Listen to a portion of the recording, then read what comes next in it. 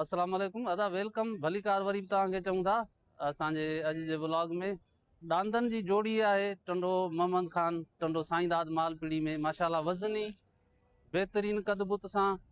हुसन सूरत सां भी माशाल्लाह बेहतरीन हिननि जो दीदार कयो तो पोइ वरी डांदन जो जेको मालिक काहे आयो आहे डांद उन्हनि सां तव्हांखे मिलायूं था। मोबाइल नंबर भी तव्हांखे वठी था ॾियूं अॻिते जे लाइ राब्तो करण जे लाइ ऐं माशाल्लाह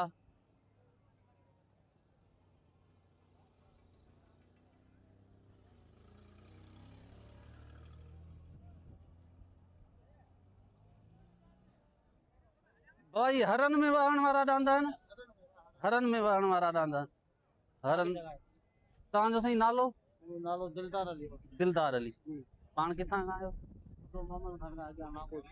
टंडो मोहम्मद खान नांगोशा माना किलोमीटर जी हा असां गॾियल ई आहियूं इमामाबाद ते ई असीं बि रहंदा आहियूं त गॾियल आहियूं पाण हिकिड़े ई ॻोठ जा आहियूं सम्झो सही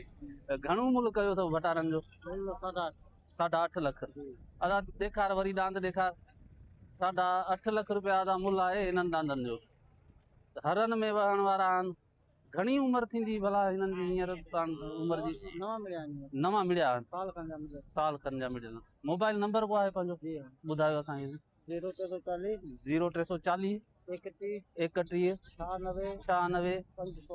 598 वॾी महिरबानी हिकु चक्कर वरी असांखे अदा ही डांद ॾेखारियो ऐं माशाल्लाह मोबाइल नंबर ते वटि तव्हांजो अची वियो ॿियो बि माल पाण वटि अहिड़ो को वापार जे हिसाब सां आहे ढगनि जो वापार तव्हां कंदा आहियो हूअं ढगो माना तव्हां सां राब्तो कयूं फोन नंबर ते जहिड़ो तलबींदासीं तहिड़ो मिलंदो माशाल्लाह अदा जहिड़ो ढगो तलबींदा तहिड़ो मिलंदो अदे सां अगरि तव्हां फोन नंबर ते राब्तो कयो था टंडो मोहम्मद खान सां लॻई नांगे शाह जो इलाइक़ो आहे असांजो अदे जी रिहाइश उते आहे ऐं माशाल्लाह बेहतरीन जोड़ो आहे ज़बरदस्त लख कुर्ब साईं वरी महिरबानी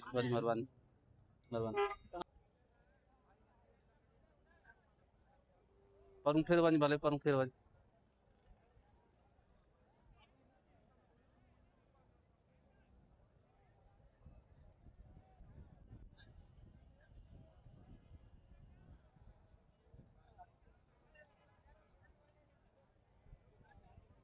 अस्सलाम वालेकुम माशाल्लाह अदा ही डांदन जी जोड़ी ॾिठो टंडो साईंदाद मालपीड़ी में आयल आहे माशाल्लाह भलो जोड़ी आहे ऐं अदे सां तव्हांखे मिलायूं था जेको धणी काहे आयो आहे उनखे बि ॾेखारियूं था तव्हांखे वेलकम भली कार था चऊं तव्हांखे असांजे यूट्यूब चैनल हाकिम व्लॉग्स 780 ते ऐं वधीक तव्हां खां मिलायूं था मालिक सां। अस्सलाम वालेकुम साईं बिस्मिल्लाह खुश है खैर प्यार दो मजे में बाहरन में किथां जोड़ी का आया है बा जोड़ी आई टंडवाला यार खां माशाल्लाह घणो मुल कयो तो भटारन जो 8.5 लख 8.5 लख मुल आहे तव्हांजो नालो साईं मुंहिंजो नालो मोहम्मद अजीम पाण किथां खां साईं ॻोठ असांजो साहिब खान जरवार तहलको ज़िलो टंडवाला यार साहिब खान जरवार माशाल्लाह मोबाइल नंबर आहे पाण वटि हा भले भले खैर आहे उहो नंबर यादि हुजे ॿुधाए छॾियो असांखे तव्हांजो मोबाइल नंबर बाबा साईं असांखे ॿुधाए छॾियो ॿुधायो हा ॿुधायो बसि रिकॉर्डिंग आहे 0303 21